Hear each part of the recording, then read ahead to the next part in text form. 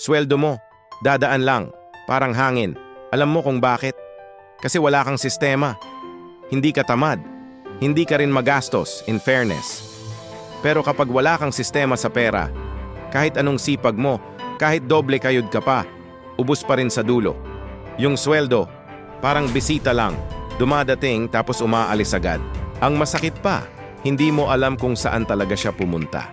Walang structure, walang plano, walang control.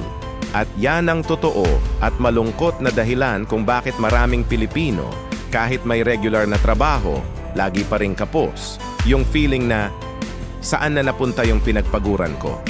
Relate, di ba? Pero heto ang good news, hindi yan ang forever mo. Kung gusto mong tumino ang takbo ng pera mo, kailangan mo ng isang sweldo system, isang malinaw na plano kung paano dumadaloy ang bawat piso. Ito yung magbibigay sa'yo ng peace of mind kasi alam mo na may direksyon ang pinaghirapan mo. Ready ka na? Ito ang 3-step sweldo system formula na babago sa buhay mo. Step 1. Pre-assign every peso.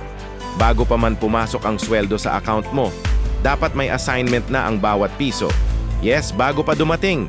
Hindi na uso ang bahala na o yung tingnan natin pagdating sa pera. Dapat may plano. Step 2. Automate your flow. Ngayon, paano mo gagawin yung plano? Simple lang. Pagpasok ng pera sa payroll account mo, hatiin mo agad. Huwag mo nang patagalin. Ang pinakamadaling paraan, gumamit ka ng 3 separate na e-wallets, bank accounts, o kahit physical envelopes, isang wallet para sa bills, isang wallet para sa ipon, at isa pa para sa luho. Bakit?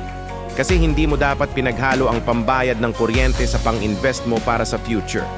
Kapag magkahiwalay sila, mas malinaw, mas madaling i-manage, at mas maiiwasan mong magalaw ang pera na hindi naman dapat galawin. Automatic na dapat yan. Set up mo yung automatic fund transfer para wala ka nang isipin. At ang huling step, step 3.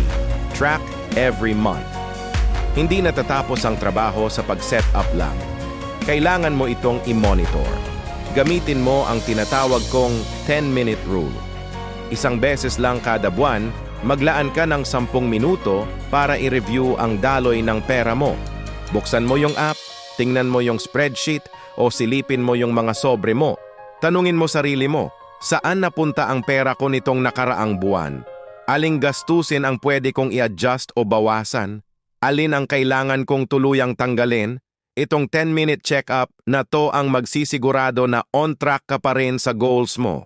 Ito yung magbibigay sa'yo ng kapangyarihan para gumawa ng mas matalinong desisyon sa susunod na buwan. So ayan ang 3-step sweldo system. Pre-assign, automate, and track. Simple lang, pero game changer. Kapag may sistema ka, hindi ka na magiging alipin ng sweldo mo. Ikaw na ang magiging amo ng pera mo. Sa susunod na episode, may panibago tayong pag-uusapan na siguradong makakatulong sa'yo. Ang tanong, paano mag-budget kung pakiramdam mo wala ka talagang sapat na ipon? Abangan yan! Salamat sa panonood. Kung nakatulong sa'yo to, huwag mong kalimutang mag-subscribe sa Money Smart PH at i-click yung notification bell para wala kang ma-miss. Tandaan, kung walang sistema, walang direksyon ang pera mo. Hanggang sa muli,